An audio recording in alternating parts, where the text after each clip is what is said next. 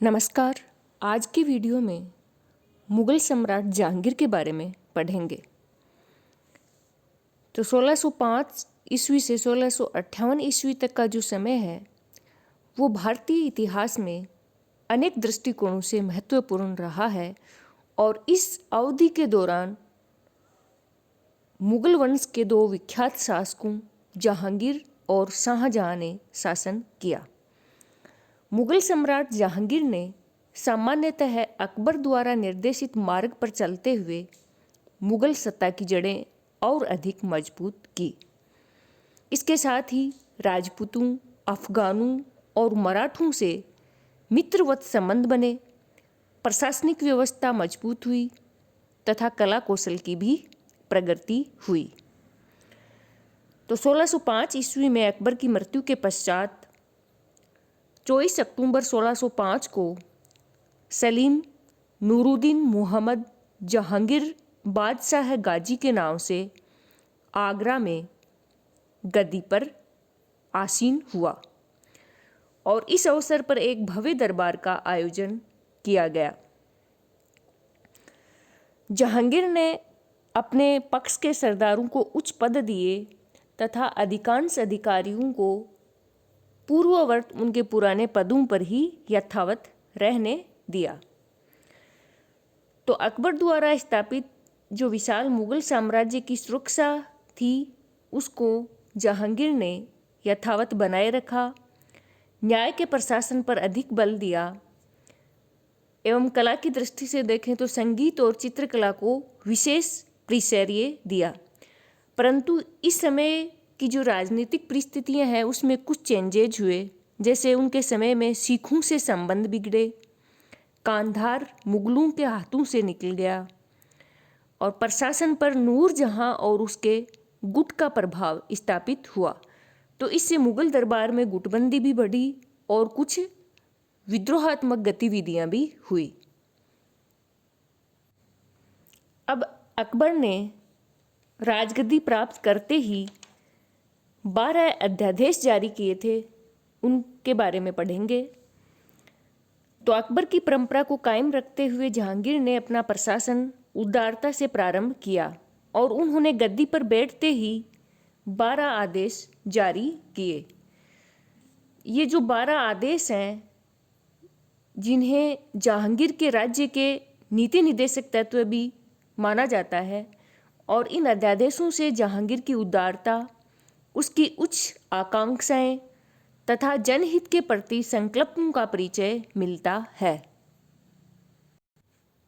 पहले अध्यादेश के अनुसार तमगा और मीर बहरी जैसे करों का वसूलना बंद करवा दिया गया तथा जागीरदारों द्वारा मनमाना कर वसूल करने की प्रथा पर भी रोक लगाई गई। दूसरे अध्यादेश के अनुसार राजमार्गों पर चोरों, डाकुओं, लुटेरों से यात्रियों की सुरक्षा हेतु जागीरदारों और सरकारी कर्मचारियों को सड़कों के किनारे सराय, मस्जिद, कुएं आदि बनवाने की आज्ञा दी गई।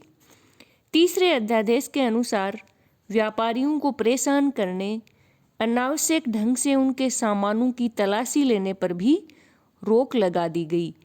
इतना ही नहीं, इसके साथ ही यह व्यवस्था भी की गई कि किसी व्यापारी की मृत्यु के पश्चात उसकी संपत्ति उसके उत्तराधिकारी को ही मिले और जिन व्यापारियों के उत्तराधिकारी नहीं हैं तो व्यापारियों के उत्तराधिकारी नहीं होने की स्थिति में उनकी संपत्ति का उपयोग जनहित के साधनों के निर्माण हेतु जैसे सराएं बनवाना, कुएं खुदवाना, तालाब बनवाना आदि पर खर्च किया जाए। चौथे अध्यादेश के अनुसार शराब के निर्माण एवं उसकी बिक्री पर पाबंदी लगाई गई। पांचवा अध्यादेश था वो अपराधियों की सुरक्षा हेतु था और इसमें अपराधियों को अंग भंग की सजा देने पर रोक लगा दी गई। छठे अध्यादेश के अनुसार सरकारी कर्मचारियों एवं जागीरदारों को कड़े आदेश दिए गए कि वे किसी के घर या जमीन पर बलपूर्वक अधिकार नहीं करें। 7वें अध्यादेश के अनुसार सरकारी अधिकारियों एवं जागीरदारों को अपने क्षेत्र में, यानी जो क्षेत्र उनके अधीन था, अपने क्षेत्र में किसी रैयत से बिना सम्राट की आज्ञा से वो वैवाहिक संबंध नहीं कर सकता था, यह आदेश दिया गया। 8वें अध्यादेश के अनुसार कुछ जो प्रमुख नगर थे उनमें चिकित्सालय खोलने एवं हकीम नियुक्त करने की आज्ञा दी गई। 9वें अध्यादेश के अनुसार जहांगीर ने अपने जन्मदिन, राज्यारोहण के दिन जो दिवस था बृहस्पतिवार, और अकबर के जन्मदिन जिसका दिन था रविवार, इन दिनों पर पशुवध पर पूर्ण रूप से पाबंदी लगा दी। 10वें अध्यादेश के अनुसार जहांगीर ने सभी पुराने जागीरदारों एवं मनसबदारों के अधिकारों को स्थायी बना दिया और बाद में कुछ के जो मनसब या पद था उसमें भी उन्होंने वृद्धि की। 11वें अध्यादेश के अनुसार जो दान में दी गई भूमि थी, यानी जो दान स्वरूप में दी गई संपत्ति या भूमि थी, जिसे उसमें मुगल काल में मदद ए मास नाम दिया गया था, तो दान में दी गई भूमि उसी प्रकार पुराने व्यक्तियों के पास रहे और उन व्यक्तियों के पास उन्होंने उसे स्थायी भी बना दी। 12वें अध्यादेश के अनुसार जहांगीर ने जो जेल में कैदी बंद थे उन सभी कैदियों को मुक्त करने की व्यवस्था की। तो ये तो थे जहांगीर के 12 अध्यादेश।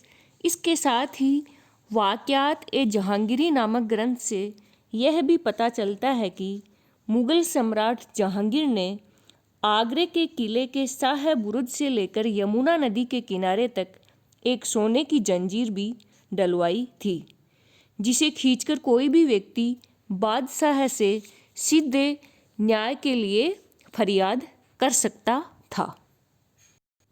इसे न्याय की जंजीर भी कहा जाता था और इसका उद्देश्य था फरियादी को सम्राट तक सीधा फरियाद करने का अवसर प्रदान करना। तो वस्तुतः मुग़ल सम्राट जहांगीर के इन 12 अध्यादेशों का वास्तविक पालन किस हद तक हुआ यह तो निश्चित कर पाना कठिन है, परंतु इसका प्रभाव प्रशासन पर निश्चित रूप से अच्छा पड़ा।